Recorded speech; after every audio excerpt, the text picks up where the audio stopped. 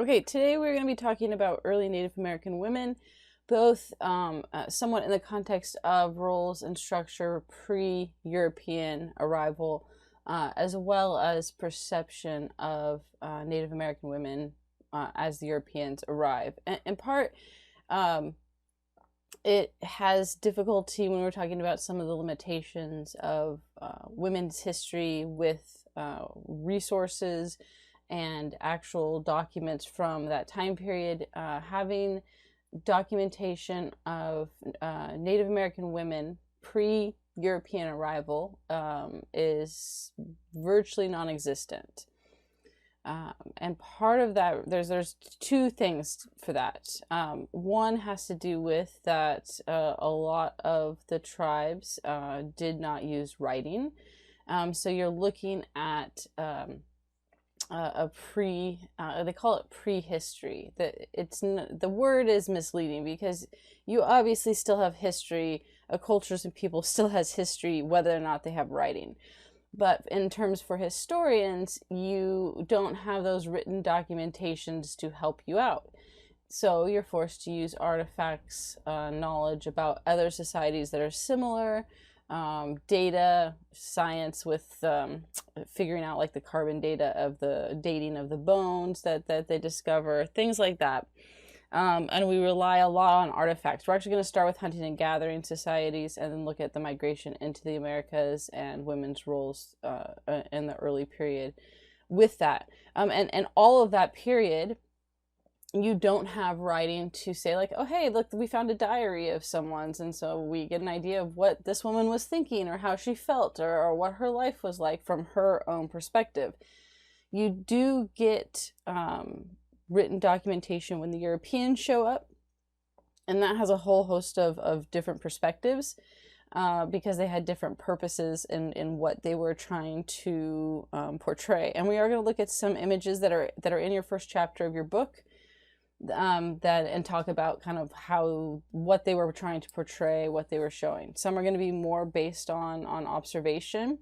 But of course, you're always coming in with a particular bias and how you think. Everyone has that to some degree of how you perceive things, what you view, what you see as important or correct. In this case, we'll see a lot of that is that Europeans are coming in and they have a very strict definition of right way to live and the wrong way to live.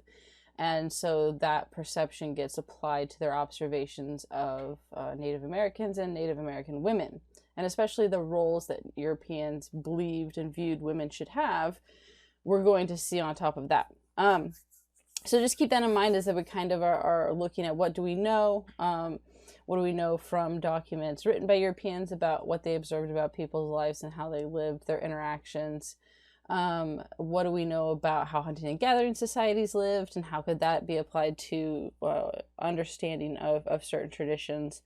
But it is based on a variety of things that you come to this knowledge and understanding, but we do have limited documentation from actual Native American women pre-European arrival. So first we have to look at hunting and gathering. We really need to go back to the start of human history or prehistory as it's defined. Hunting and gathering societies were, that's not supposed to come up, there we go. Hunting and gathering societies were the earliest societies in human history. So you're looking at when we can first pinpoint scientifically with a bunch of science and math and gadgets that I don't know how to use, but that they can carbon date and figure out bones and how long ago that was, along with what can, if you excavate the area, what artifacts you find, then those can be dated as well. So we know that early humans originated in Africa, kind of Central Africa was the main region. And well, so I'll put that down for you here. So it started in Central Africa. And then what happens from there, and most, this is, I think, important to remember, most of human history and most of the human timeline, we were hunters and gatherers. Sometimes it's easy to forget because of life and just our lifespan, right? We've always had it, living in sedentary communities, meaning that you aren't following game to survive and constantly moving around. But the reality is, if you look at the time span of over 250,000 years ago, humans moved out and migrated out of Africa. That was hunting and gathering societies. And so for hundreds of thousands of years and longer, you had hunting and gathering as the only type of society. And it's only in the more recent, and again, recent being relative in terms of what you view recent, but you look at the transition to the Neolithic Revolution and the transition to sedentary society. Starting around 10,000 BCE, you do see movement towards beginning to stay put, discovering, actually first then you have the dog that becomes domesticated, discovering agriculture, and eventually the first city, and if we're looking in the world, right, which would be with Uruk in Mesopotamia around 3500 BCE. And then in the Americas, that's going to come even later through migration. And we'll talk about that, the time frame for that in a minute. And so ultimately, not later than the first city, but later within the whole migration of the world. So they started out in Central Africa, the earliest peoples. But as the population grew, you end up having, a strain on resources. And this comes to, for a couple of reasons. Well, one, why does the population grow? Well, you have use of fire, and tools are probably two of the most important ones. You could look at clothing. We could put clothing as well. That's one that's often put in there. We'll put clothing and shelter together because they tend to go hand in hand. Fire and tools are still the top two key ones, but clothing and shelter plays a role as well. All of these things do two things. They provide protection, and they provide safety. So protection from other wild animals, protection from infection. It's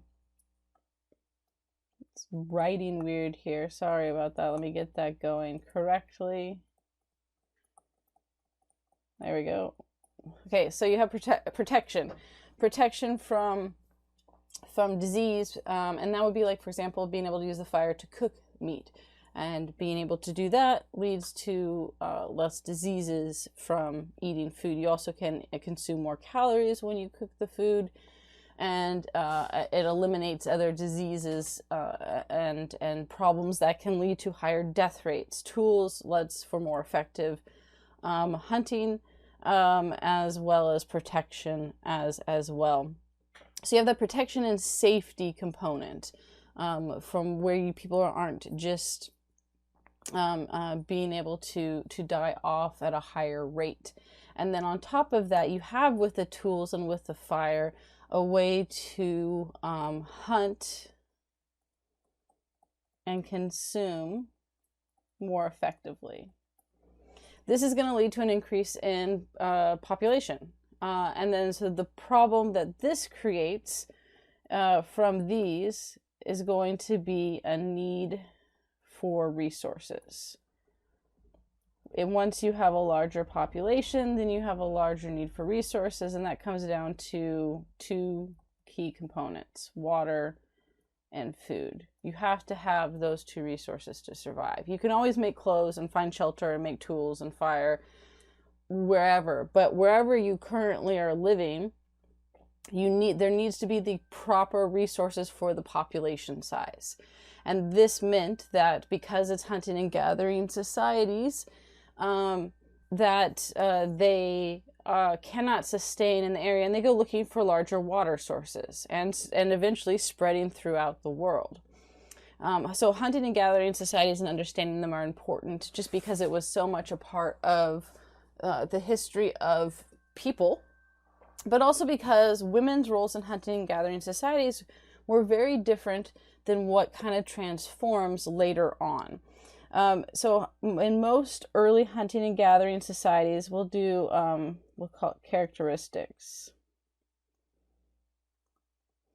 You have several characteristics that work no matter where they are in the world, no matter what the culture, no matter who the people. So there are, depending on where you live, what you eat, some of the things you hunt, which would connect to eating, the type of clothing you wear, because of course you tended to use clothing based on the animals that you hunted, that's going to vary. But there are some, in a purely hunting and gathering society, these are the characteristics that we can say always happen no matter the time period. If you don't have outside forces that are not hunting and gathering coming in, no matter the location. Okay, so of course, if you have a hunting and gathering society and they have interaction with a group that is not hunters and gatherers, that can change the dynamics. So the characteristics, one, they're nomadic. And this means moving around, right? Sedentary, you stay in one place, and nomadic, you constantly are moving around. There's the in-between, which is semi-nomadic. Semi-nomadic means you move around some of the time. Usually semi-nomadic is seasonal. You may move, you're living in one location for part of the season, and then you move to another location for the other part of a season. Maybe you have a couple moves, maybe per year, maybe it's just two. Nomadic is you're constantly moving around. And the reason they have to do this is because they're having to follow large game. And early hunters and gatherers hunted large game, specifically mammoths. Mammoths were key for survival, in part because they were so large. They provided for the tribe for months and months, and not just food. They used all of the aspects of the animal for resources for survival. So that was a key part of that. But of course, if your survival depends on hunting, then you have to move around and follow that game as they migrate around and move around themselves in search of their own food. So if you're hunting large game, you can't hunt it and then no one's carrying a mammoth back to camp. Hey guys, if I carried the mammoth back, here it is. You have to go move your camp to where the mammoth was killed. And then you set up camp there, and then you're there for just a little bit before then you have to relocate again when another hunt happens. They always were small groups because ultimately the land can't sustain larger groups. Usually 25, well, if you're looking at, it could go, the range is 25 to 50 people. On average, you probably had more of the 25 to 30 range. 50 is pushing it. Now, how we know this, because again, right, we don't have diaries and documents where societies wrote, well, we only have 20 people. We did census today, and there's only this many people in our tribe. And then we read about it everywhere else. No, you don't have that. But how we know this is because we know what the land can sustain. In hunting and gathering societies, one person, right, requires 1 to 2.5 square miles of land. And this will be key when we look at when it's a shift to agriculture. That number is significantly higher in the number of people 1 square mile can support. So in hunting and gathering societies, you need to have, on average, around 1 to 2.5 square miles of land per person. So if you have larger groups than 50, that's too much land mass to manage, especially with the structure of being a nomadic society. And of course, the fact that they don't ever stay in one place. And so you're moving around. So you have to be in smaller groups. This tends to mean that the groups, well, let's put it under groups here, tended to be extended family units. Didn't mean that there weren't people that didn't come into the group that were not family members, but you definitely had a larger extended family unit within these early hunting and gathering tribes. So now why all of this is important for women is looking at the role that women played within these hunting and gathering tribes. The most basic, not really definition, but label for it was that, here we'll put roles, right, for men, right, they hunted and women gathered. Now, this is not inaccurate, but it is not specific enough. Men did hunt the larger game. That as far as we can tell, in any hunting and gathering society, men take on the role of hunters, especially hunters of larger game. And everything with drawings, with cave paintings in France, with artifacts left behind, everything indicates that men were the ones that hunted the mammoth and the large game. Why that's significant has to do with, of course, the fact that that left women essentially in charge of the camp or home base.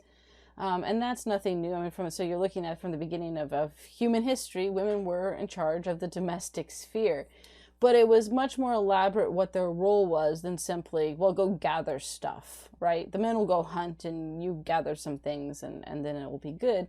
The men would often be gone for months at a time following leads with the mammoth, and sometimes even longer as the mammoths began to be hunted and killed. And declined in population size. Then they had to go further and further to find them, and this put a massive drain on resources. But even when the population size wasn't a significant issue, it still took time, because you certainly weren't going to set up camp next to a mammoth pack. That was a surefire way to get stampeded on and everyone die. They actually found a skull that had been crushed by a mammoth. What the small amount that remained, they could see based on the crack patterns and breakage from the bone that survived, that remained, that it had to have been something like a mammoth in size to do the type of damage. So you don't want your head crushed in. Don't live next to the mammoths. Also, don't go run up and stab them with a spear. That's a bad idea. They did not hunt that way. When we look at the tools, I'll explain how they hunted with that, because it is an interesting way. You cannot just go up and like start jabbing at the mammoth and die, mammoth. It's not going to do anything. It's not a powerful enough tool against this massive animal. And so you're not living near the pack, which means it's going to take time for the men to be gone. So what I want to look at is the roles of men and women, and talk about how that influenced women's roles overall within the society and what they did. I'm not going to do as extensive as a chart as the one I posted online. The other one I posted on online was from a class where I had the students write up that then we discussed and put up the list of what they thought the roles of men and women were. So that one you can use as well. I'm going to go over a few, but I just don't want to spend as much time going over everything when you also have the image that you can look at to reference of some of the detail.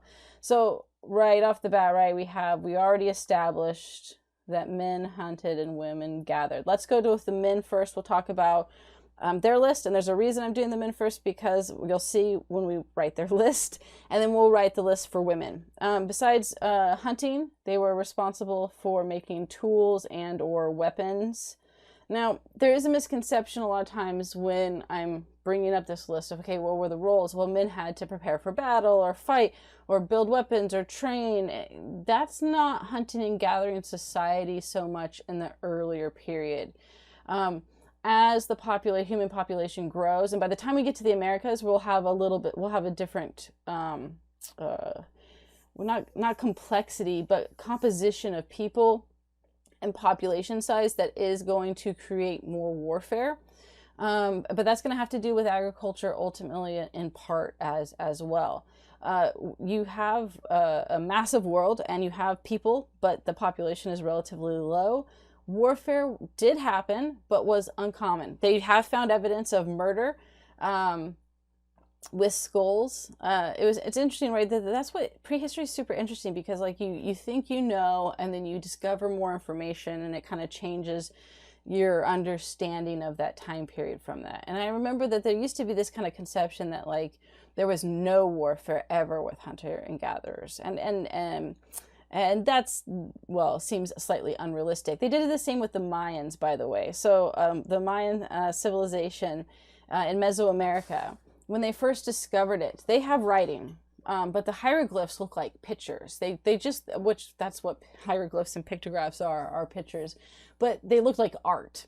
They didn't look like writing. It's probably the prettiest writing style I've ever seen, because of how elaborate each character is. It really looks like it's artwork. And so they didn't recognize that was writing. They thought it was just artwork. They hadn't translated it and gotten stuff to where they were able to translate it. We have translations for the Mayan language now. And our early archaeologists looked at the Mayan temples and the artifacts that they discovered, and declared that the Mayans were the most peaceful people in history. And they were prosperous in a warfare, only to find out later that they do human sacrifice. So the whole level of peaceful people, kind of shifts slightly when you realize there's human sacrifice going on. Right, then that definition kind of changes, and that's because of new information, whether that's the discovery of a written language or just more artifacts that tell you something new. And so the weapons, when I say weapons, yes, there was warfare occasionally, but it was rare. Weapons more in terms of for protection, and we could put protection against wild animals, right? So these two, weapons and protection, I just want to make sure that's clear, that the majority of the time, if there was a need for protection, it was going to be based on for wild animals rather than humans. We see a clear shift to the defense against humans as people begin to settle down and move into agricultural societies, because then land becomes valuable and people are willing to fight over it. But if you're in a community, in a hunting and gathering tribe, and you're nomadic, fully nomadic, and another group starts moving into your territory and it's like, we're gonna fight you, you could, and some people did. Obviously, like I said, they found evidence of early murder in early human society where a family was murdered. But your easier option and safer option would be to simply move on, because there is plenty of land, and you don't have an attachment to the land like people do once they have agriculture and ownership of land becomes a thing. And so that's a kind of a key shift that way. So hunting tools, they did help with preparing the animal. I don't know what the hunting term for that is. Skinning the animal, cleaning, all of that type of stuff. They did start doing that. That's kind of it. This is why we start with the men, because it's shorter. These were their main roles. Now, of course, right, this didn't mean that they did nothing else ever, but these were the main roles within the society. So let's move over to women. Women gathered. Gathering was important. I think it sometimes gets minimized as like, oh, gathering, but it was super important because you needed it for herbs, for medicine. We're going to put it as a separate thing. Because we'll put gathered for food there, but you did gather plants and herbs and for medicine. This meant that they were also really responsible for the knowledge retention in the tribe, because they would pass that down on to their children and their daughters especially, so that they knew what plants could be used for medicine, what stuff could be used for food. You have to think about, We take for granted that we know what we can eat and what we can't eat, what's poisonous and what's not, or even how to cook it. Imagine someone for the first time discovering a potato and not cooking it. The safest way if you lived in as a hunter and gatherer back in the day would be to cook everything. Just assume you have to cook it. And then if it doesn't work, go backwards from there. But imagine you're finding a potato and you're like, what's this? Oh, I don't know. You can eat carrots from the ground. So this potato came from the ground. I'll just take a bite. It would be disgusting. And then you'd be like, well, screw that. That sucked. I'm not going to eat potatoes again. And you move on. But no, if someone was tenacious enough to then say, okay, let's try cooking it a different way and see what becomes edible. Worse, though, is like the food tester someone had to be a food tester. They probably was not a selected person. This is just in my head. That there's a food tester who went around testing new foods they found and gathered and collected. Very dangerous, you go first, and see if they drop dead from it. Because there's poisonous types of food out there and berries that if you eat those, you die. And they had to discover that. It didn't come with all this knowledge ingrained in you, innately part of your understanding. You figured it out. And then women were the receptors of passing that knowledge on. That red berry is super dangerous. Do not eat it. Do not pick it. Don't even look at it. But someone had to eat that first for them to figure that out. And so it's impressive to me, just the level of what it took to figure out what foods were edible, how, and then not just that they were edible, but how you eat them. There's what's the fruit with the, I'm asking this question like someone's going to respond back to me even though I'm recording this.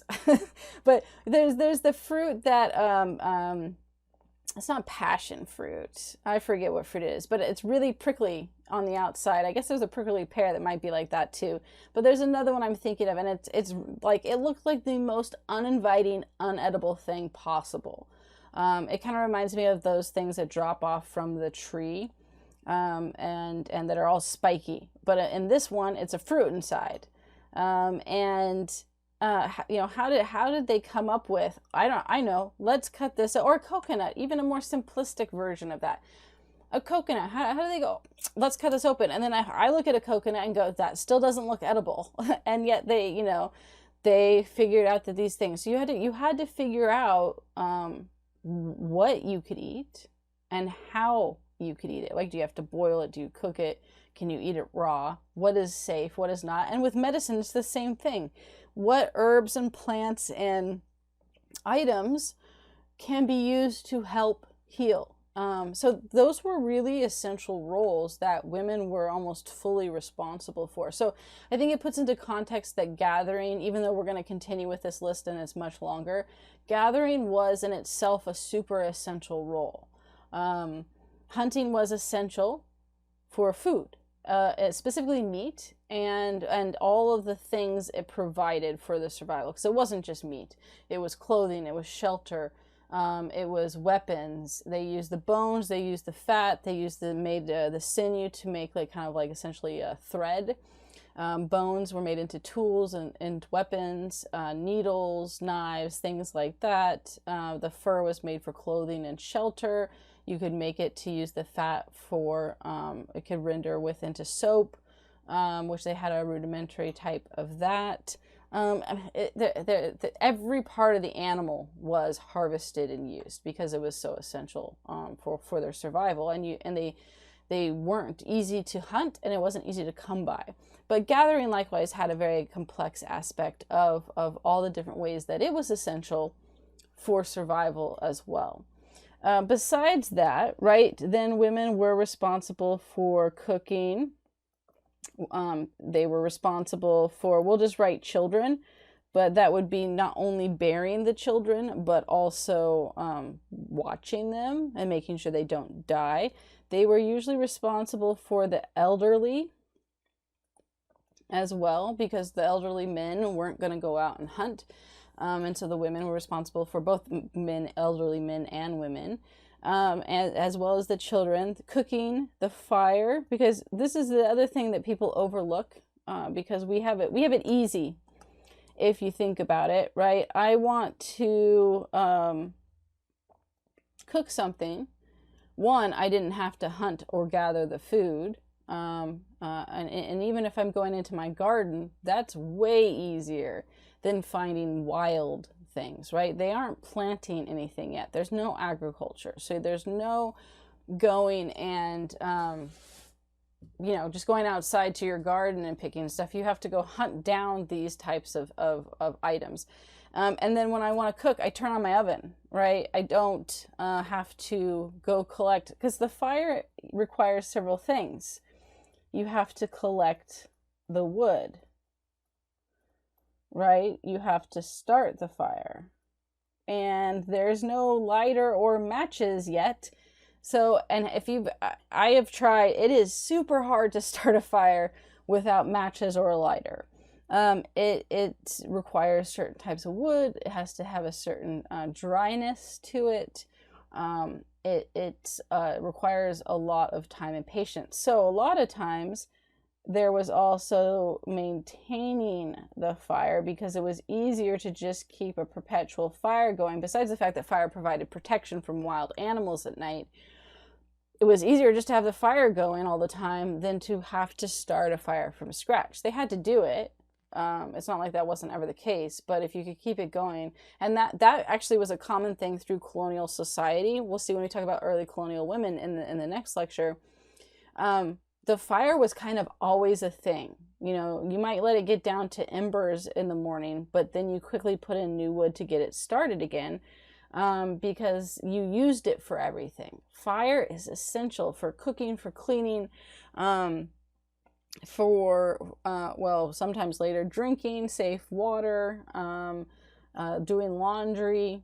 You used it for every component, and it could take hours to get started, and then by then you're late for your meals because you spent all your time on the fire. So you have to maintain the fire. They also made tools. They often were responsible for that. They were responsible for the shelters, both in making it and moving it. They were responsible for moving camp. They made the clothing, but of course, to make the clothing, right, you have to make the tools to make the clothing. They also helped with prep of the animal, right, that was hunted, the mammoth or whatever. Okay, I'll stop there. But this alone should give you an idea. Women did a lot, and that doesn't ever change.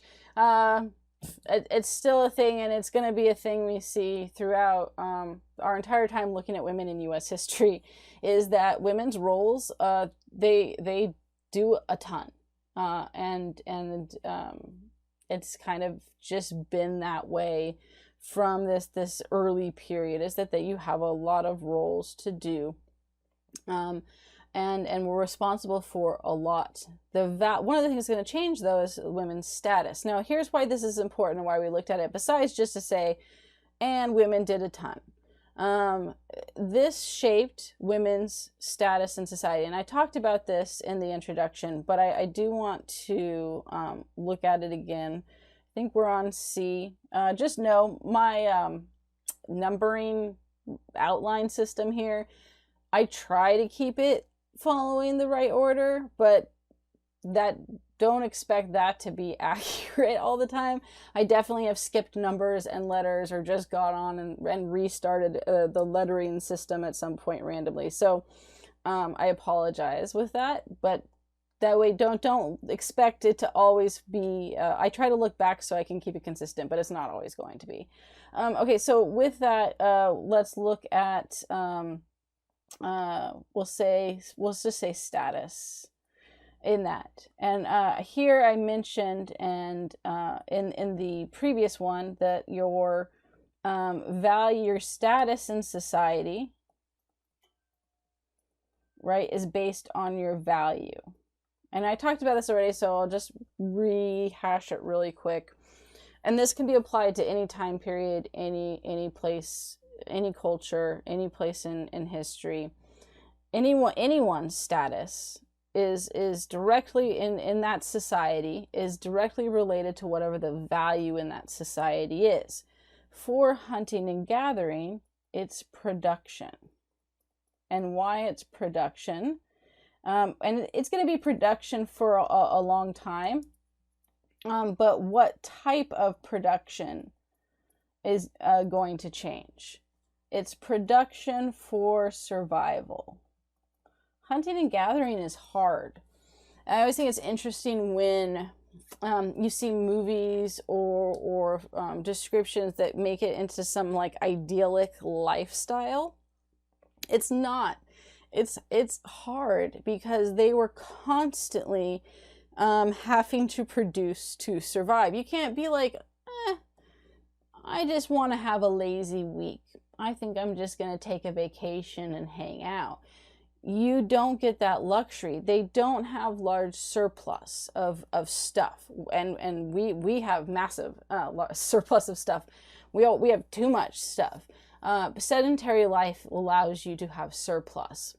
But in hunting and gathering societies that are truly fully nomadic, you can't have surplus, even if the resources allowed it, which a lot of times the resources did not. But even if the resources allowed it, you can't have a massive surplus of goods because you're constantly moving around, and no one wants to lug around 50 plus, 100 pounds plus of stuff that's not essential. So you have two reasons why that's there. So production for survival is super important in hunting and gathering societies because, one, you move around a lot and you can't bring it all with you. So you don't have extra surplus to give you a buffer zone if you have, a lean year or a bad year where you can't find enough food. Two, the available resources, and the reality is that, or during these early hunting and gathering, while actually started, you have the Ice Age, and there isn't an overabundance of plants and wildlife and animals. So you have to produce to survive. This means that women, if we look at it, the hunting was, even though it's like one thing, like if we're looking at sheer number, obviously women did a ton more. Hunting was one thing, but it was a vital thing for survival. So that it's one of the reasons we'll see that you can't claim necessarily that it was a matriarchal society just because of the number of things I've listed here. Because hunting was an essential, vital aspect of survival, but so was everything else that these women were doing. So women were producing. Women, you could argue, were producing more than men. And there's arguments for that, again, based on the role of hunting versus the other. But women, I forgot one other one I want to mention. They hunted small game. Just because, men hunted, women gathered. Women did hunt. They just hunted the smaller game. Like, you're not going to be like, our men are off hunting in Macedon, and now it's been a week since we've had any meat, and we're so hungry. Look, a rabbit. Yeah, but we don't hunt. No, they're not going to do that. They're just going to hunt it. Women didn't go on the larger hunts, though, but they did hunt small game to supplement when it was needed or wanted. So their value was very high in hunting and gathering societies because they provided to that value of production equally, if not more. And there's, like I said, there's plenty of good argument for more. And so what we do know with hunting and gathering societies is that women were equal, at least equal in society, which we'll see for most of the U.S. history.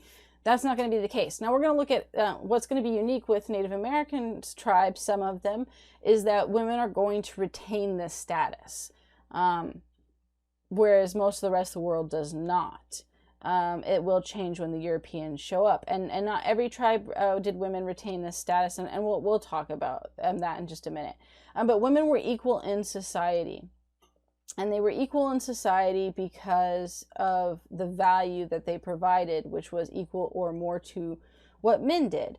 So they were at least, you can say with certainty that women were at least equal in hunting and gathering societies. Now, there are arguments that that hunting and gathering societies were actually matriarchal societies. Now, there's a couple different terminologies that I'm going to be using throughout, and so let's define those now.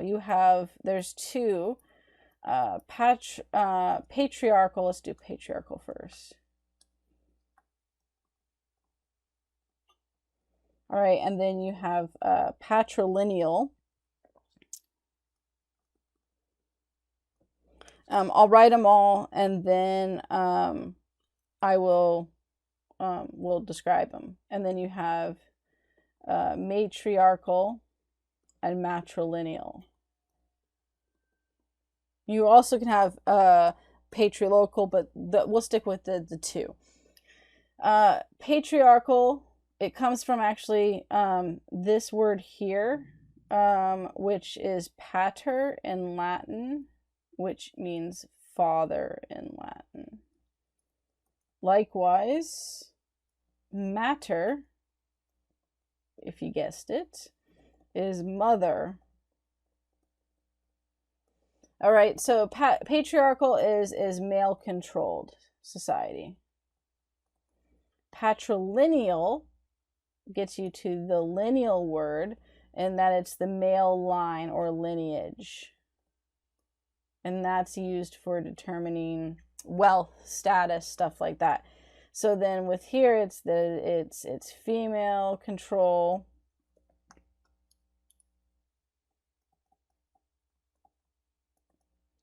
Or the female line, or the mother line, right? Father line. If you're doing it in the direct translation, right? It would be father line, mother line. Okay, so these words are going to come up a lot. We're going to talk about patriarchal control, patrilineal, matrilineal. So don't forget these because we're going to keep going back to them. So there is an argument that hunting and gathering societies were actually matriarchal societies, and this has to do both with the one thing we already talked about, which was their value in production, and just the sheer amount of what they did, and the importance of that you needed women to survive. The tribe would not survive without what women did. The other part has to do, excuse me, I'm losing my voice, which is not a good thing here. Fertility goddesses. There were fertility goddesses that have been found all over the world. And we're going to look at a few pictures of both the tools from that period, and then we'll look at the fertility goddess. There was no organized religion. You could put that, if we go back to characteristics, we'll just put it over here. You have no organized, and this is important, religion, political structure, or economic. You don't have a king or a chief or organized system of nobility, and you don't have an economic long distance trading system, and you don't have an organized religion where you have a head priest and tenets and rules and rituals. It doesn't mean that there weren't spiritual beliefs. It doesn't mean that there wasn't some leader that stepped up and was in charge of the tribe that was chosen by the people, or just by the fact that they accepted whatever his authority or her authority would be.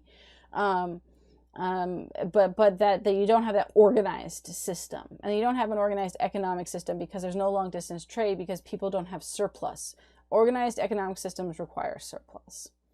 And so you have these fertility goddesses, and it's not surprising that fertility goddesses were seen as an important thing within hunting and gathering societies. Fertility was vital. Fertility of the land, fertility of the animals, fertility of your tribe, all were necessary for your continued survival. And so these different little goddess statuettes, they weren't very big, like I said, are found throughout the world. in hunting and gathering societies, and they tend to emphasize aspects of fertility in women. So you usually see over exaggerations of larger hips, breasts, or there's ones where like a woman, she had multiple breasts. And then later, as it's shifting to agriculture, you have fertility goddesses that would have other symbols that represented fertility. The bull, the snake sometimes represented fertility as well. But the key factors you see in almost all of them early on were large, over-exaggerated large hips, and breast, both which are things that are connected to childbirth and hence fertility. So the argument for a matriarchal society where women were in charge, so not just equal, but actually in charge, gets connected to these two factors and saying, well, look at their value in society. They're producing way more than men. Therefore, that alone should suggest they have a higher status in society. Then you add that their main spiritual thing was connected to fertility goddesses and fertility, which is inherently connected to women within this period. Then you could argue that that put women at a higher status altogether, and thus the ones that would be controlling their tribe. Because what you see is when there's a shift to patriarchal societies with the transition to agriculture, female deities go away. When you see throughout history, when you see even after hunting and gathering, when you see societies that have female deities, more female deities than male deities, women tend to be in charge. And so it is a good indicator when you don't have any evidence of male deities of any kind or spiritual beliefs connected to men, and you only have those on women, that by other societies and history could suggest that women were in charge, that it was a matriarchal society. The thing is, we can't prove it. It's a perfectly valid argument, and it makes sense. So does the other that they were just equal. You can't prove it because we don't have writing, we don't have clear evidence or artifacts that they discovered that prove it one way or another. But so those are the two arguments. But what it does tell us, right, is from the earliest human history, women were equal, at least equal with men. And that's going to change and then not be the case for most of history everywhere, including the United States. But it is interesting to look at those early factors on how women ended up having a high status in society and a very vital role within their community, to the point that you have the only spiritual figures, or goddess figures as we call them, fertility goddesses. And they were little statuettes that you would bring with you and put in places for fertility. That it does suggest that women had a very high status and import in the beginning of human history. And so, why I talk about this first for U.S. history is because it's going to connect us to how we look at early Native American women and their role. It's important because you do have a shift as agricultural comes into place. So how does this change? When, we'll say, does it change? Or let's say, how does it change, right? How does it change for women? And the easiest, most simplistic answer for that is agriculture. When you have a shift to sedentary life, and again, sedentary life meaning that you stay in one place and don't move around, not that you're lazy and don't do anything. And agriculture, it becomes a male-dominated system. We'll talk about that a little bit more specifically in just a minute, but I do want to show you these. So we're going to go over here to this. Let's look at these first ones here. Here are Neolithic tools. And it just this is just, there's lots of them. This is a good example, though, of how they made it, right? So basically, you take a rock. For the tools, you had some bones that were used for things, but a lot of the tools that could also be used as weapons were with rock for making spears and things like that, because they were sturdier than some of the bone.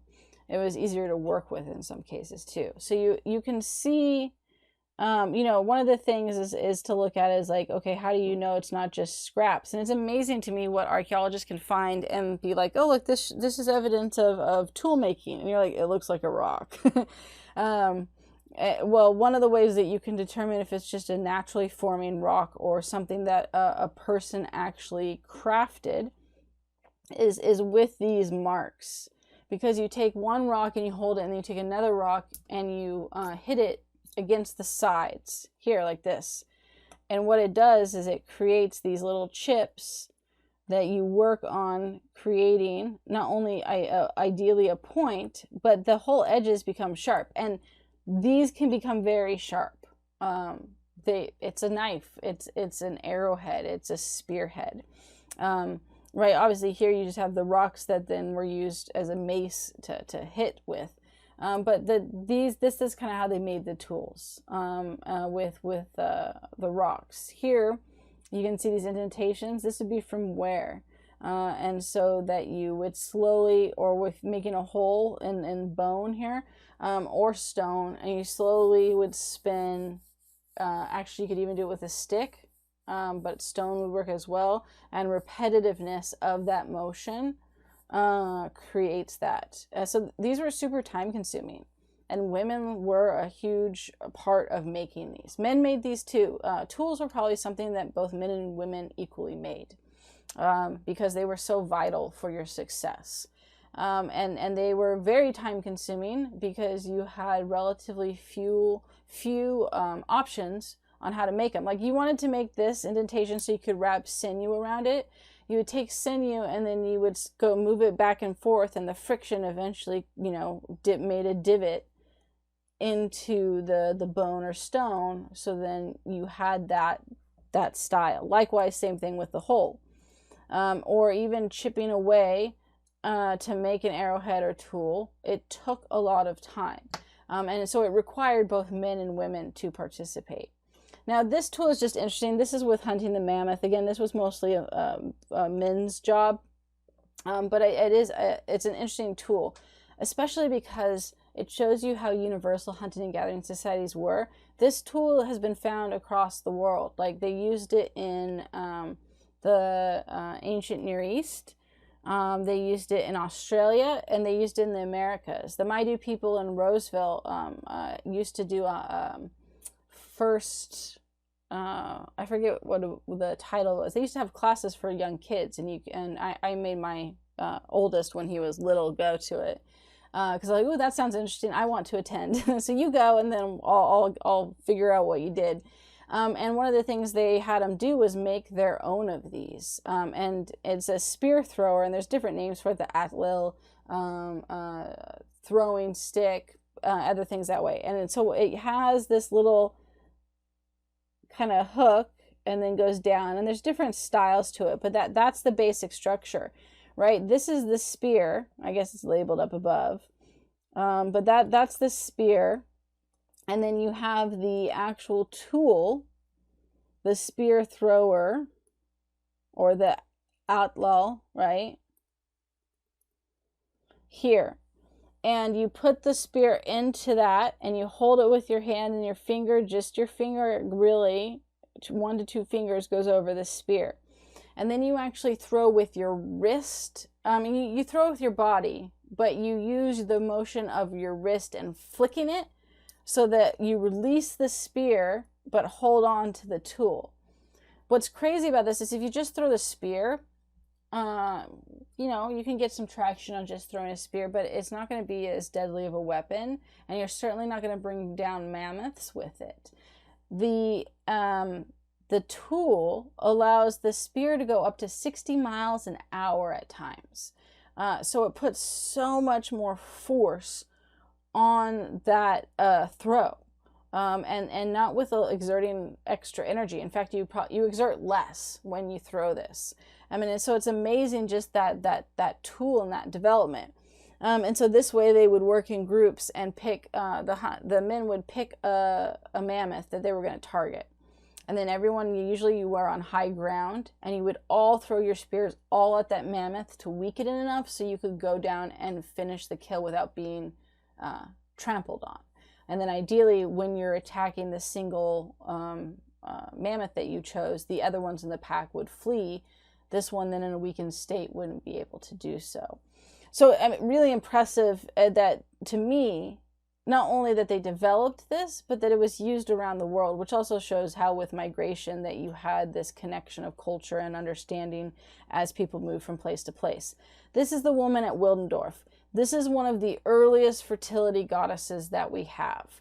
And these were found, and not these specifically, like every single fertility goddess was different. They had the same characteristics, though, of overemphasized hips and breasts, sometimes also as larger women.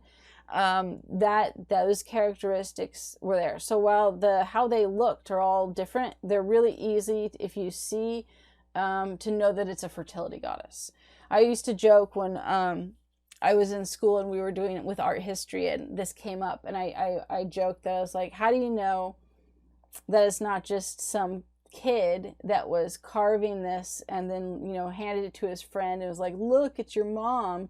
and then we're here today going, ooh, look at this fertility goddess and the importance. I mean, technically, I guess you don't know. You could still find one that was that way. But here's how we know it's more than just some teenager or young kid, you know, carving it and making it a mom joke, is that these were found all over the world. And they all kept to those characteristics I was talking about. And they weren't, and we know it's not organized religion. If it was an organized religion, the woman at Wildendorf would be replicated everywhere in the region or whatever the area that had the organized religion, right? We'd find the same type of statuette over and over again. We don't. They're fertility goddesses, but they're all different and unique, just with those characteristics of the hips and breasts and occasionally other components of childbearing and fertility. The fact that we find so many of them suggests that it was of importance and that fertility was seen as an important spiritual aspect, because these statues weren't just made just for the heck of it, right? These little statuettes throughout societies were connected to the spiritual realm, or later the gods, as a representation that you could pray to, that was a good luck charm that helped the spirits and helped fertility. So the fact that we see these over and over again and they keep coming up suggests that they're more than just little statuettes of an individual person or as a joke. And this is what's then used to argue that potentially women were more valuable in society. So I'll show this and then the map, and then we'll talk about migration and stuff that way. So this is don't look now, but you're being followed, right? And it shows the hunter behind the mammoth. And then here, this map is in your book. I think it's a good map because it's showing the dominant, it says economic activity, but basically the food sources and type in the area. And so you have agriculture, and then you have hunting, gathering, and fishing. One of the things we'll see with early Native American societies, at least by the time that the Europeans show up, is that they were usually semi-nomadic. You had agriculture, but you also hunted and gathered some. Gathering and hunting became not as vital, but they still were important, and hunting especially. Gathering was some that you could do, but this was small, right? So I want to emphasize that because agriculture tended to replace gathering. Hunting, if you still wanted meat, if you weren't using domesticated animals, which most of the Native American tribes were not, then they had small agricultural components, and they hunted as well. And hunting was still a vital part of the society for survival, to supplement what you farmed. It was not large-scale farming. Semi-nomadic groups, because you moved around, you weren't going to make large-scale farms. And so most of the peoples were a variety of semi-nomadic hunters and gatherers. And so what I want to talk about is how this influence, I think that's the last one, we'll come back to these, yeah, how this influenced women's roles in early Native American tribes. As I mentioned, right, agricultural changes women's roles, and they lose essentially their value goes down, because agriculture, the value shifts to, it's still production, it's not money, right, through agriculture. The other thing that happens is that with agriculture, with farming and agriculture, right, that leads to the importance of land and ownership. And for the most part, that goes to men. Men take on farming, and thus ownership of land, and this will then, women end up under ownership of land. Now, we'll see again, we're going to look at how this is different in a lot of early Native American tribes. And it's all going to go back to who's in charge of food production. But most of the world, when they began to shift to agricultural-based societies, men took over farming. And it's not surprising, considering that if you move to a full-fledged farming system where you're sedentary, you're not semi-nomadic, you're sedentary, hunting does not become a vital thing anymore. When you're a full-fledged sedentary society with agriculture, then you have domesticated animals that are part of the farm, along with, you know, produce and other things that you grow. So that role that men had as hunters is no longer there, and so they move into farming. However, all of those roles we listed for women stay the same. They don't lose those. And so they're still doing them. But the problem is right, that the value in society is now production through agriculture, which is the wealth and value and status.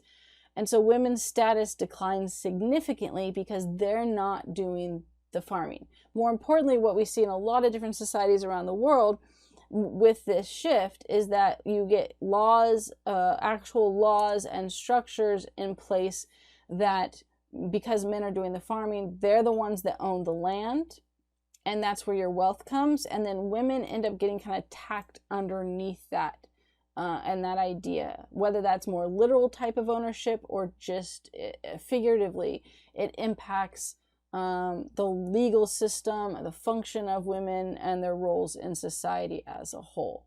And because their status has declined so significantly, they lose a lot of agency and equality that they had in the past. This is also going to connect to lineage and the importance of patrilineal societies. So the thing is that you have now the importance of your name and wealth, and so your children, it's important that they inherit that. And in agricultural societies, most of the time they're patrilineal, because again, it's a patriarchal society. Farming makes it almost always, and that's like I said, why we're going to look at Native American women is so different. You almost always have it be patriarchal and patrilineal, right? And that's going to significantly decrease women's roles. One of the things that's interesting with this is that there's also becomes an emphasis on virginity in women with the shift to agriculture. And why is that? Well, because of this, of patriarchal and patrilineal society. You know, it later gets attached to religion, but the whole emphasis of women and virginity and premarital sex being taboo was because of agriculture. And then later they use religion to reinforce it. Now that it becomes important because your children inherit your name, your land, your wealth, it became super important to make sure that the kids were your kids, and they don't have DNA tests back then. So the way that you emphasize that control as well as certainty that they're your children is to place a premium on women's sexuality. And the part of the control comes from the idea that women kind of get tagged under as being controlled or owned by men because of being part of the land. But it also has to do with this idea of that they want to make sure the kids are theirs. I mean, there's other ways. You could just be like, you don't have sex before for so many months before marriage, and you pretty much prove you're not pregnant. And that their kids are going to be their kids. Instead, though, it developed this way, and it became a huge emphasis to the point of legal laws being put into place, protecting men by controlling women's virginity and having strict penalties. It's actually also why laws in most of societies, there are harsher punishments for women who commit adultery than men. Because if men commit adultery, okay, there's other consequences, but it doesn't impact the potential for your heir. Women commit adultery, it impacts the potential for the heir. And so like I said, you get this huge focus on virginity and premarital sex as a taboo because of that transition to agriculture. Okay, so that's important to know because we're going to look and see why this doesn't happen in a lot of tribes in Native American societies. So migrating down, right, you have these hunting and gatherers, they're starting to move to different locations, some are becoming semi-nomadic. This leads to migration to, if we go back to this for just a second, to the Americas. One of the things that happens is that you have the Ice Age begins to melt. And as the Ice Age begins to melt, this is why it shifts to agriculture, you get more plants and animals and wild grains that they figure out that they can plant themselves and control. The problem with the end of the Ice Age, as it is beginning to decline, is that it kills off you have 32 species that go extinct. And the larger game that hunters and gatherers had been hunting become harder and harder to find. So people began to follow them as they began to migrate further and further away. One of the ways, and it's the most traditional way of migration, was through the Bering Strait into the Great Plains. And they think that one of the earliest peoples in the Americas was the Clovis Culture. And it's called Clovis based on their arrowheads, which were very long and narrow. So that's just the name they were given, right, by historians and stuff. But it was based on the arrowhead because you can actually trace the remnants of these Clovis arrowheads and shows the migration. These people arrived around 11,000 BCE. So we know we have become Native Americans into the plains area, the Great Plains area around 11,000 BCE, and that they came through the migration through the Bering Strait, which, it basically was a land bridge that connected it, that then eventually the sea covered up as ice continued to melt. Why didn't they migrate sooner? Because at the height of the Ice Age, there was an ice wall and you couldn't pass. As the ice began to melt, it actually opened up a landmass with which the animals followed and people followed with. So thus the comic saying, "Don't look, someone's following you," kind of thing. Later, they discovered that this used to be the only way of migration into the Americas that was discussed. And then later, they found another route. So the other was by the ocean, but hugging the coast. So they actually then found remains of a person that had a bunch of fishing and boat stuff in the cave where they were buried.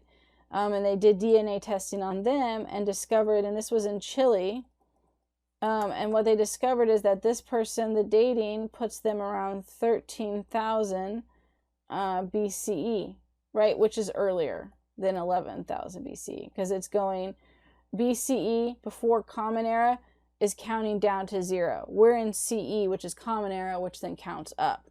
So this was first, right? That was second. So then the question was, how did they before they knew it was the boat, How'd they get all the way down there before, so many years before the main migration? You know, they couldn't have, because the ice wall essentially was there blocking their path.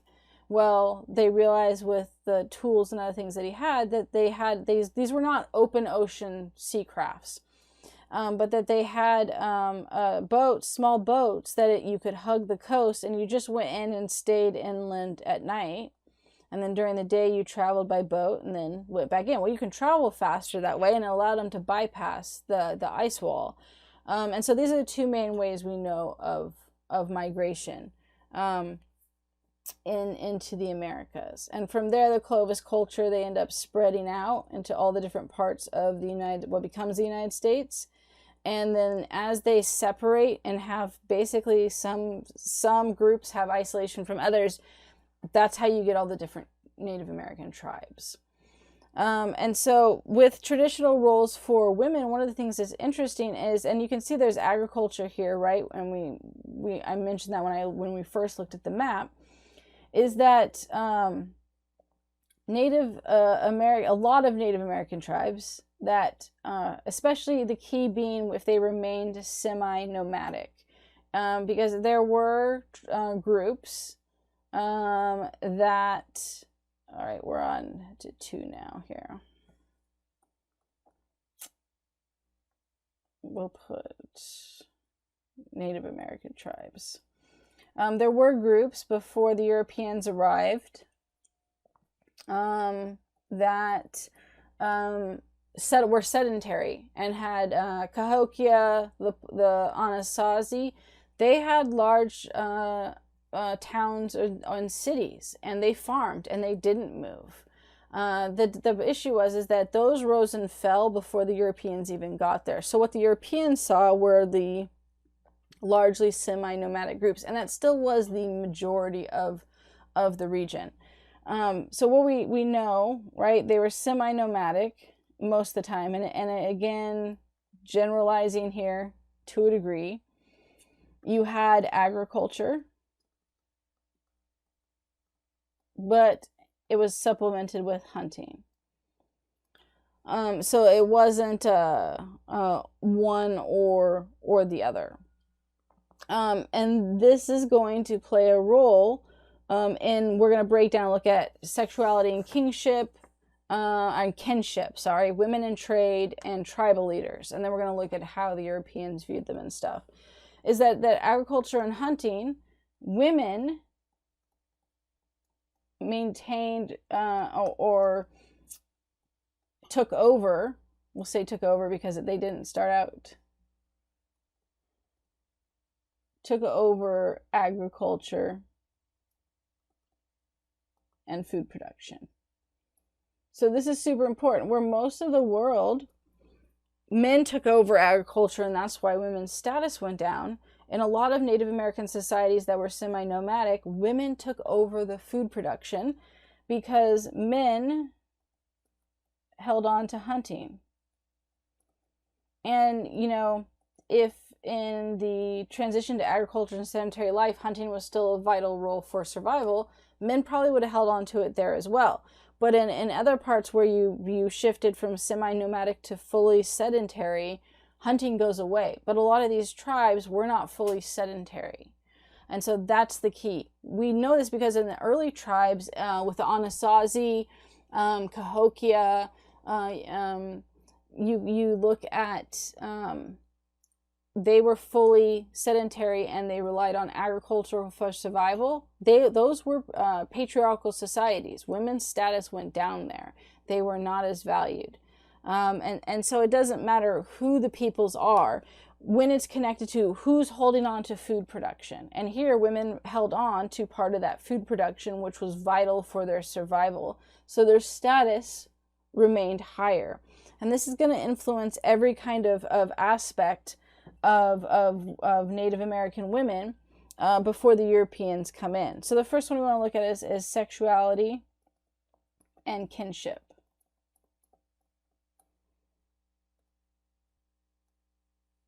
Within this group, this is directly connected to the agriculture one we've been talking about, is that you didn't have the same restrictions on women, if you will, because their status was higher and because they were connected to agriculture. So in a lot of Native American tribes, they were matrilineal societies. Now, what's interesting is that a lot were still patriarchal. We'll put that still often patriarchal, as most of the chiefs were men, because for men, their roles, men's roles here were hunting, warfare, and politics, specifically with the chief and stuff that way. And thus they retained some of that control because of that. But their status was much more equal in the society because women held on to the agricultural component. Why they were matrilineal was connected to agriculture as well. It's the same reason they were patrilineal in most of the societies where men took over agriculture. Now, this has significant impact on women's the view of women and sexuality and kinship within societies. Because they were matrilineal, there were we'll say little to no taboo on premarital sex for women. Right, that was almost always the case for men, but here where you see women taking on those roles with agriculture where traditionally men had, now some of those same standards that were there for men were now applying to women, so that you didn't have and why this was connected to that. Let's put that under here is not a virginity.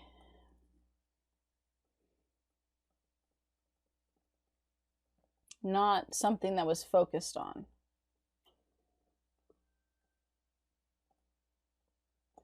Right, and part of the reason that this happened was because it's matrilineal. So the lineage was drawn through the mother's line. And you know who the mother is, right? The whole emphasis of virginity because of the patrilineal component is no longer there.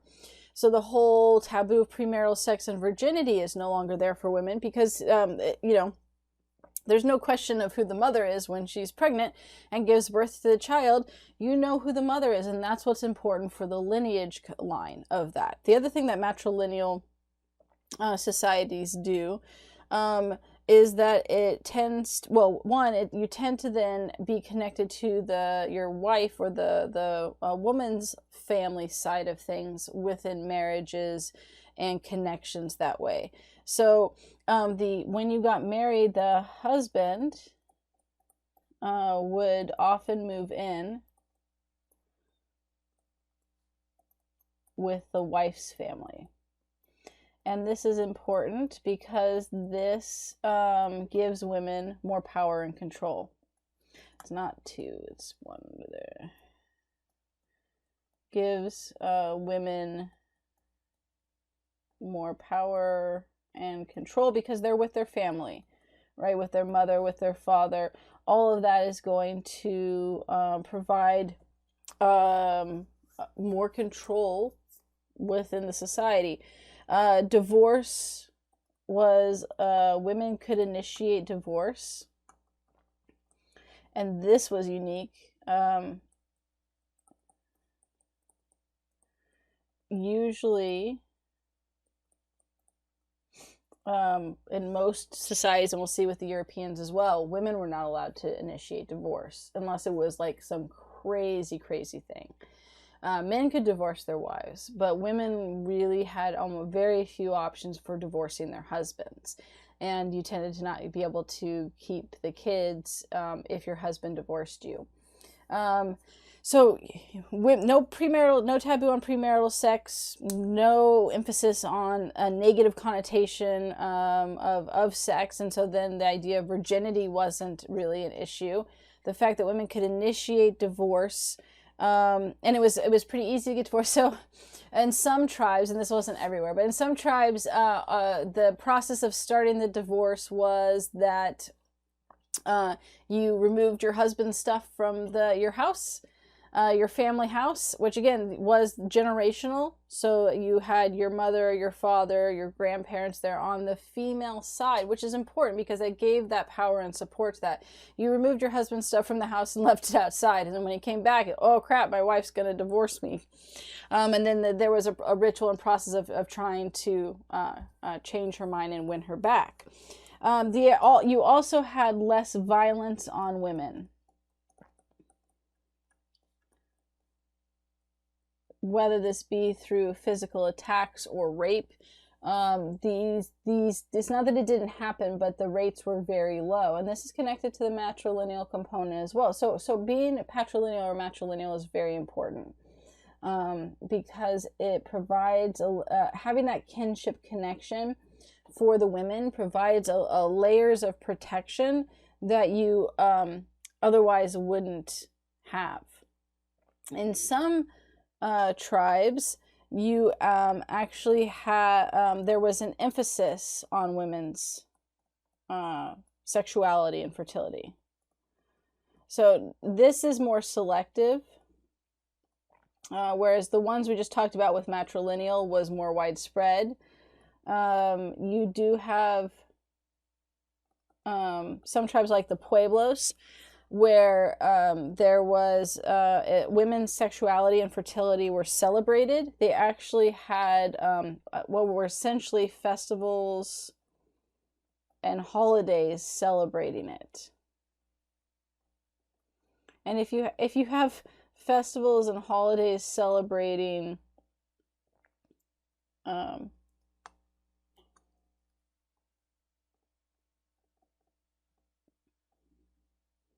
we'll say it, I guess. If you have festivals and holidays celebrating this, that is going to encourage women to be open and expressive with sexuality. At least, if nothing else, on those days. But generally, it's going to be something that trickles down into a larger component of society. So it's interesting, I think, to see how just this one factor has this domino effect for women's roles within a society. The next one we'll look at then is women in trade or the economy. So we'll say women in trade, which trade is meant to then include the economy and structure. This goes back to agriculture as well. Everything goes back to food production with this. Women, because women were the ones that produced the food, they were aware of the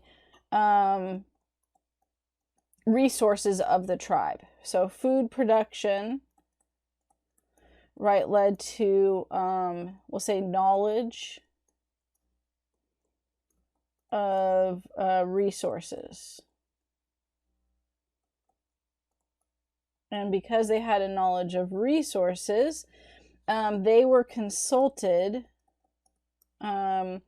for trade and whether it was something that was needed or beneficial, and also warfare. Warfare was something that was a huge tax on the societies that went to war. Always, everywhere. But especially when you have even semi-nomadic groups that have some agriculture. If you're not fully sedentary, your surpluses are still smaller than a sedentary group, which maybe could build up a huge war chest. And while war is still going to have an impact on the society, it's going to be less than if you have a community that's semi-nomadic. They're going to have smaller reserves, and so a long, drawn-out war is going to have a much more taxing component to it. So they actually consulted women because they knew the food resources and resources of the community for whether or not they should go to war. Women had a council that then discussed that and decided and gave their recommendation saying, yes, we can afford to go to war, or no, we cannot afford to go to war. And those recommendations were usually accepted. And then likewise, they were consulted for trade, and whether or not they had the resources to trade, what they should trade, what needs are required for that. One of the things that's interesting for, we'll do trade here for a separate thing, even though I have it up there, because there's a larger component with trade. Is trade tended to be connected to diplomacy and alliances. And this was something that the Europeans struggled to understand. The French did it better. They figured it out and followed the practice more than the Spanish or the European or the English that also came over. Is that the Europeans, right? Trade was an economic transaction. That was it. You could hate the person's guts next to you, but you'd still trade with them if it made you money. For a lot of Native American tribes, trade was a diplomatic act that led to alliances and friendships. So you didn't trade with people that you didn't want to build that relationship with. And there were a lot of elaborate rituals that went into this. A good example actually had to do with the French, and they were coming over, and they showed up, and they had made an agreement to make a trade with a local chieftain. And part of the requirement with the rituals was that you have an exchanging of gifts before you proceed. And apparently the gifts that this French captain gave to the chief was insultingly small. And so they were offended, and so they said, "That's it. The trade is off." And the French were like, "No, we're sorry. You know, take whatever you want." And so they let this tribe, the chieftain and his men, go in and ransack the ship and take whatever they wanted. Once those injuries were addressed, then they started negotiations again and agreed to trade. So there was an alliance and diplomacy component to it. And this meant that women were often at the front of negotiations. Women played an important role in negotiations and diplomacy. And there was also a different component to it, which was more common for women around the world, which is that they often had marriages for alliance. Especially daughters of chiefs were almost always married off for an alliance. Pocahontas ends up marrying not John Smith, which is a common misconception, but John Rolfe, both named John, different Johns. John Rolfe marries Pocahontas, and we'll talk about that in more detail, but that was done as this diplomatic political alliance because she was the daughter of a chief. And that women being, not sold off exactly, but certainly used as a commodity to trade through marriage is something that happened around the world. So that's one instance where you see there is no difference. That was not impacted by their food and agricultural production. But it was connected to the idea of trade, and especially the idea of trade as a diplomatic component with alliances. So women were sold off given for marriages without really choice, especially daughters of chiefs or high officials for alliances. But they also, outside of being used to marry off, played an important role as advisors. We could put, in negotiations, we'll put advisors. And in all of these kind of different areas with what to do. And that gives, if you have economic control in a society, that also gives you power. So they have all these different ways which provides them with avenues of power within their society and agency to make those changes that we'll see European women don't have. And then the last one, before we look at like kind of European views as they come in and Pocahontas and that type of stuff, tribal leaders, right, which goes into politics. here we'll say, and politics. There were a couple different ways that women had roles. Now, rarely were women chiefs. However, it wasn't illegal, if you will.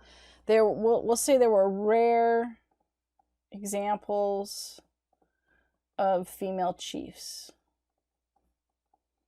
It occasionally happened. Usually, this would be the daughter of a chief, and when he died, then she was selected. But very rare. Okay. Now, more often, women could be healers, which was and or priest. And not priests like the Christian priests, but within Native American religious beliefs. And this gave them a sense of power and control within the society. Elders were valued, and women elders were the ones that they often counseled. They were the counsel for war and leadership. And what they said was valued and often taken as the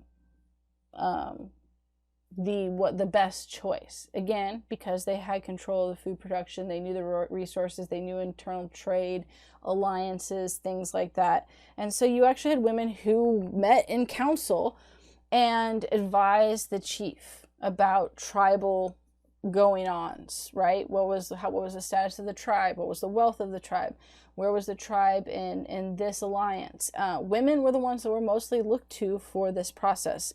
They technically did have some power to remove a chief.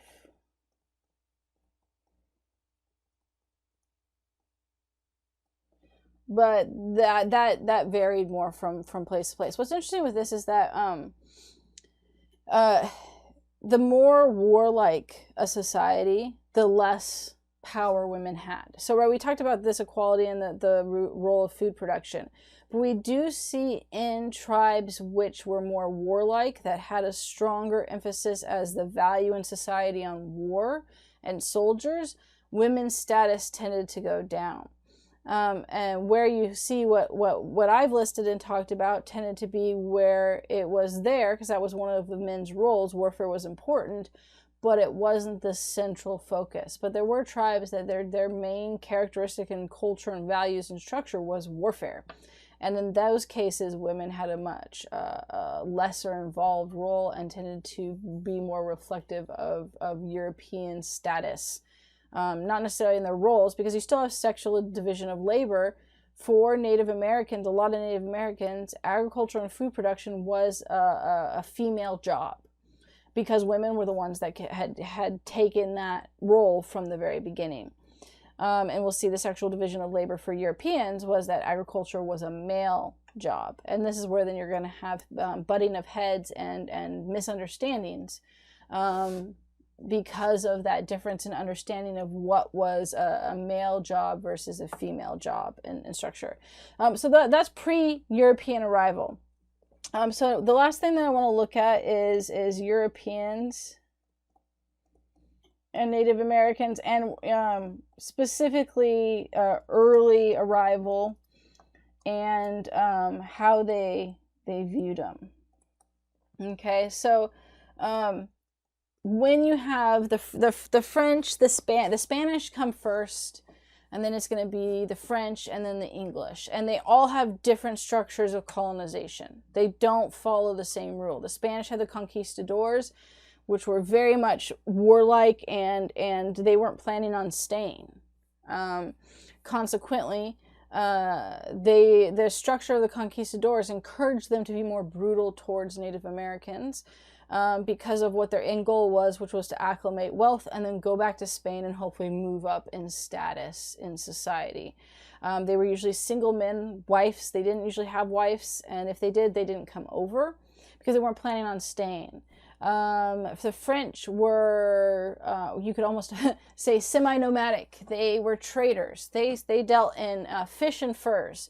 And later beaver pelts were part of that fur. It was a variety of things at the beginning.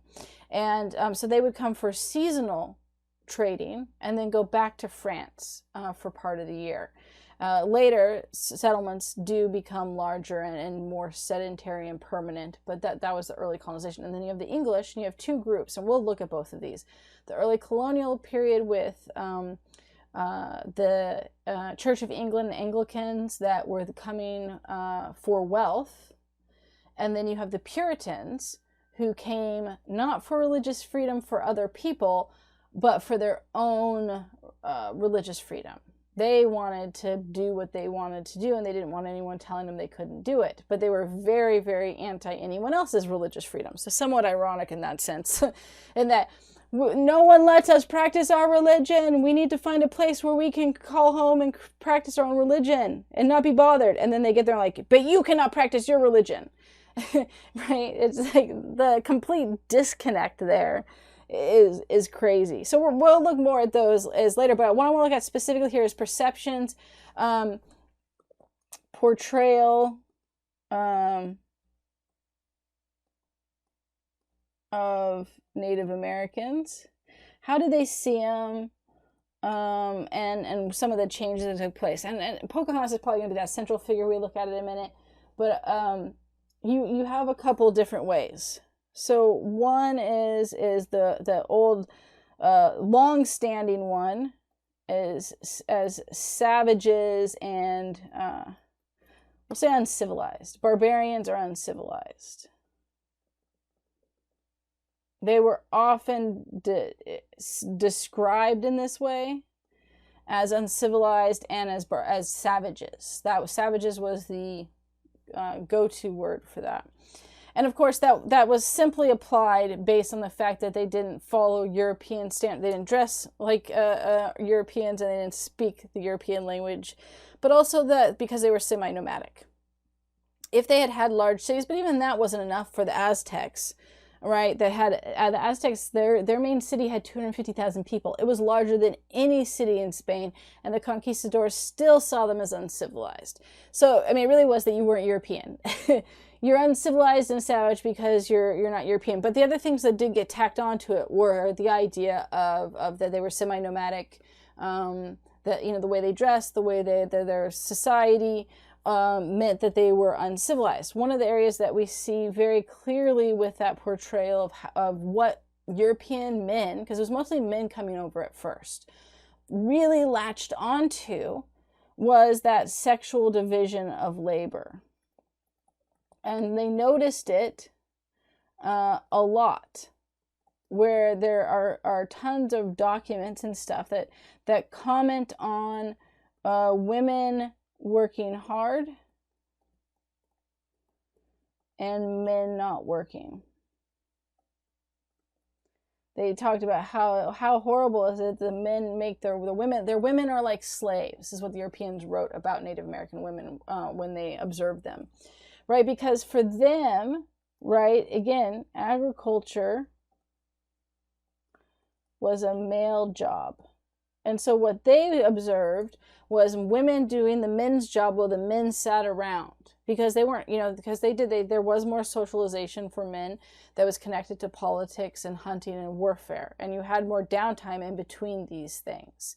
And so they're like, the men just sit around and do nothing while the women are out slaving in the fields. Eventually, the English, as they settle, are going to try to force the Native Americans to change that idea of sexual division of labor into making the men do the agriculture and the women staying at home. And because they saw it as that women were supposed to stay at home and raise the kids, and the men were supposed to go work in the fields. And so they latched onto this, and it gets talked about a lot. And then women's sexuality was the other one. And in part, this wasn't even sexuality. There were two parts to it. One was just clothing, because the reality is that the Europeans saw, we'll call it a lack of clothing, which they wore a ton of clothing in this time period. It's crazy how many layers they had. was sexualized. And then two, so that was one part of it, and then just the fact that there wasn't the same aspects of I will say virginity and premarital sex. And so what this did is these two things combined created this image in European minds of Native American women as highly sexual beings, as we'll say, very sexual, which they also then would connect to the idea of savage and uncivilized. So it was kind of a self-perpetuating circle of those views. So one of the things that they look to do is how to civilize them. That we'll see. They're going to do this with Pocahontas. How to civilize Native American women, especially the men too, but again there was this hyper focus on women in the images and the writings and what they do of how can we civilize Native American women so they can be, essentially this is the thought, so they can be people too, because they saw them as subhuman, which isn't surprising because we're going to get to slavery. I know it talks about it in the early chapters, and I'm not following the chapters completely. I kind of break up the topics a little bit differently. So it's going to be talking about early slavery with indentured servants and everything else in the chapter 2, I believe. I'm not skipping it. We are going to get to slavery, but we're going in just a slightly different way of breaking things up. So we're going to talk about the Native Americans, English colonization and early colonial women, and indentured servitude, and then we're going to look at early slavery and how indentured servants transitions into slavery. But they were trying from a very beginning way of one of this idea of civilization, which was just an excuse, was labor. And that's the earliest groups that they tried to force into labor were Native Americans, because they saw them as subhuman, and because they were savages, because they were uncivilized, right? That terminology that they used, they did. The English tried to first make Native Americans into slaves. It fails in part because they're native to the area. They can blend in. They know their way around. They know how to escape and go find other tribes that they can seek refuge with. And then, of course, high death rates because of disease that the Europeans were bringing over. And so you had a high rate of running away and not being able to find them and bring them back, and then high death rate due to disease. They eventually shift to indentured servants. We'll talk more about that later, but I wanted to emphasize, I'm not skipping that. We will get to it. I'm just doing it in a slightly different order than what the book does. So how to civilize Native American women? Well, clothing, and European goods. That we'll see in the pictures. There's going to be an emphasis on showing clothing and European goods. We're also going to see lightening, we'll say, of color of skin when they're trying to show, right? It's the idea, of course, that white equals civilized and everything else is uncivilized. Yeah, we'll just say every. Well, I think it's not just everything else. It's that darker skin color gets connected to uncivilized. And we'll see this because they don't make, in some of the images we'll see Pocahontas, they don't make her white, but they lighten the color of her skin in different periods of paintings as they're trying to showcase her as more civilized. So the more that they try to show her as civilized, which just means more European, the more she becomes lighter in skin tone, along with her clothing changes, her hairstyle, language, right? Labor roles of women. All of these things, they try to put their culture and views and ideologies into the role of women. And this ultimately is going to have a super negative consequence for women in Native American tribes that come in contact with the English and the Europeans as a whole. Women who come in contact with the Spanish conquistadors were often forced into labor and brutalized and raped and killed. And those that were with the English were forced to change their whole system in society. There was physical violence and rape too, but far, far higher with the Spanish conquistadors because of their structure.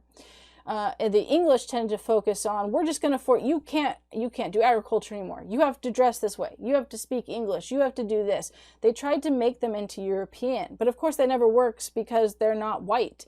And so even when you see later on in U.S. history where you have tribes who attempted to civilize, right, in terms of the European word, by assimilating into what becomes American culture, or English culture earlier, they're still rejected. The Cherokee are a great example of that. The Cherokee assimilated. Their law codes, their structure of society mimicked the American society, and yet they were still rejected because ultimately the one thing that it boiled down to is if you're not white, you're not fully civilized.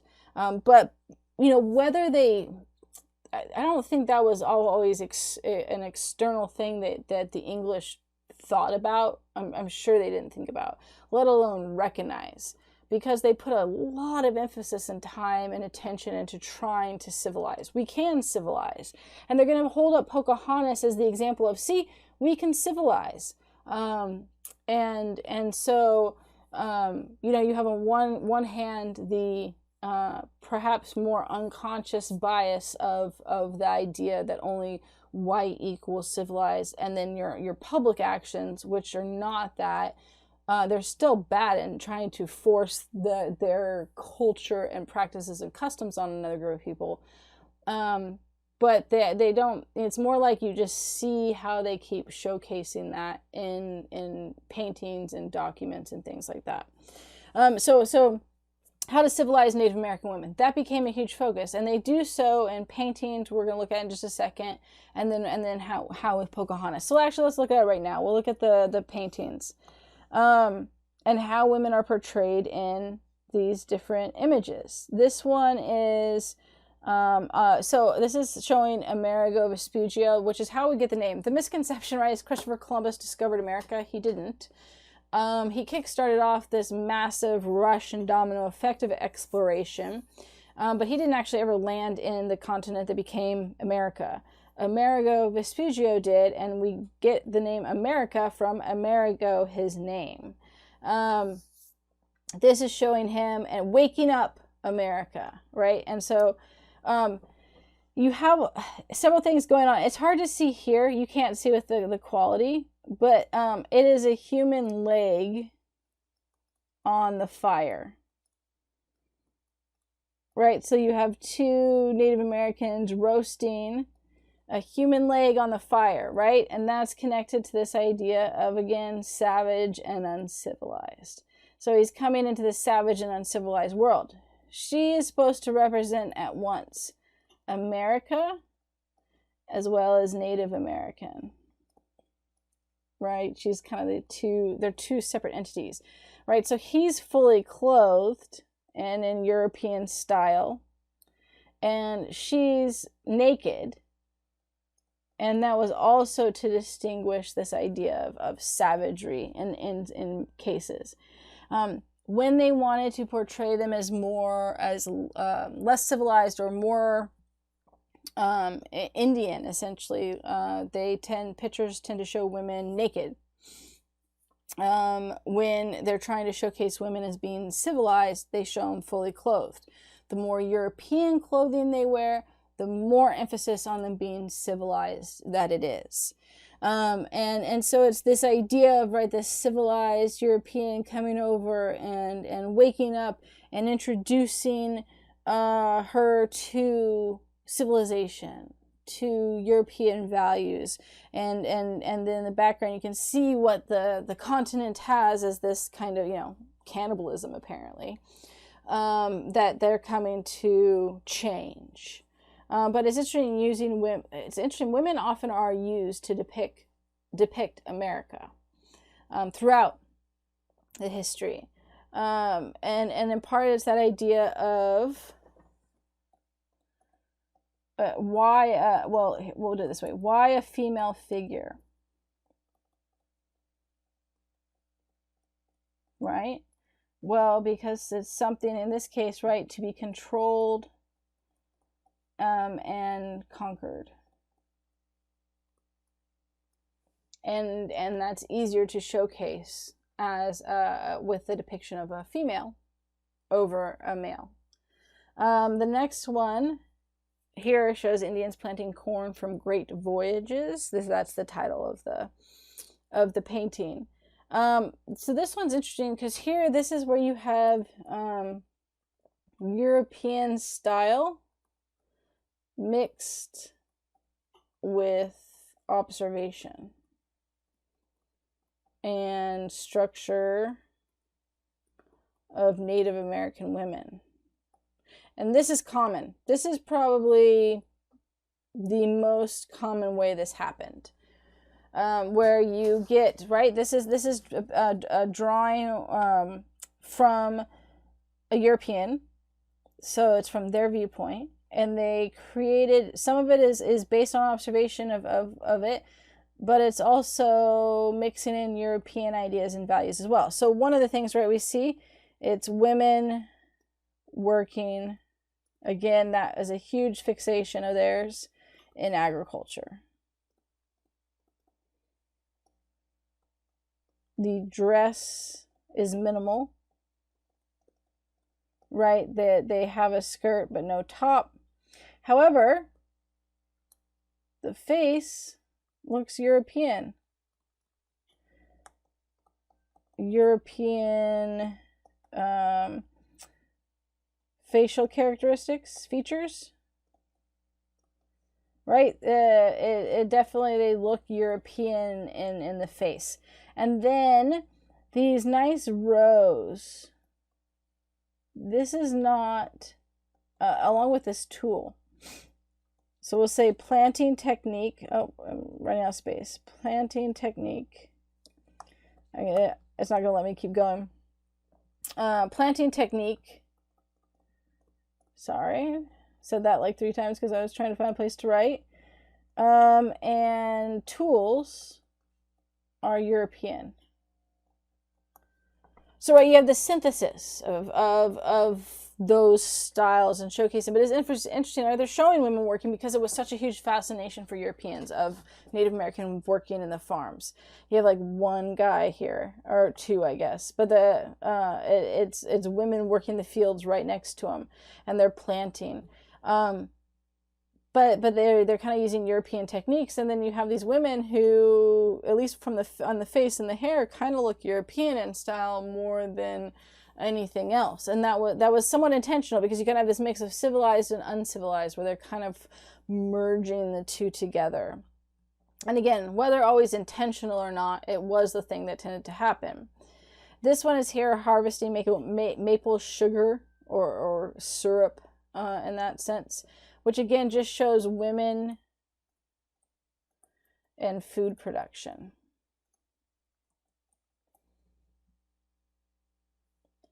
And then you have the transition of view of Native Americans. This one is really interesting. So this is 2 different people, artists, but the same subject is transformed. So in the earlier subject, drawing, it's not, I don't think it's a painting. You have a lady chief and her daughter. So this is a daughter, and they believe this was the wife of a chief. Okay. And it showcases, this is hard to see, but this is a European doll.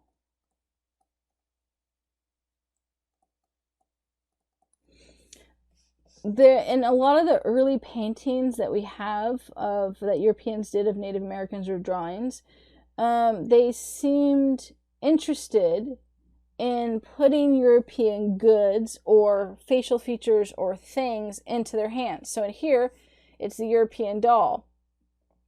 Here, it's the European tools. Or style of face and hair, right? And so you tended to get this mix of doing that. And again, that's part of that idea of civilizing them. It also the purpose would also be to show that they wanted to change, right? Oh, look, they like our stuff. They want to become civilized. They like our stuff. In this is still early, but a little bit later depiction of it, the things get changed. If you look at the stance of how she's standing versus how she's standing here, it's a little bit up higher, straighter. But what's more interesting is that the child becomes a boy, and you have now back to Native American items. So you have this rattle or shaker, and what? So one, it's, her daughter has become a boy, and then that he's holding Native American items rather than the European doll, and then you've got these peace pipes, which the pipes, when they put them in, tended to represent the idea of trying to form an alliance and peace. So why do that? You know, well, one, it's taking on a more European stance. Even how they look. Again, look at the faces. They made them more European. So you did this weird thing where they kind of made their faces more European, and yet then they tried to put back in, though, less European goods or items. Also by, the interesting thing with this is, right, why the boy? Why replace the daughter?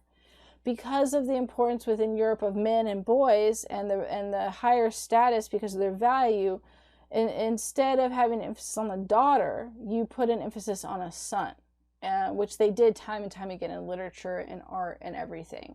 And so it showcases, again, that value the Europeans had on boys and men because of the status and structure in society versus with Native Americans. And so that they're creating a narrative for Native Americans, and specifically for Native American women, about what their role was, right? Now, as mother to a son versus to a daughter, of what it meant to work as a woman, or even in this more propaganda-based image, to showcase this idea of being controlled and conquered by the Europeans so you can be civilized.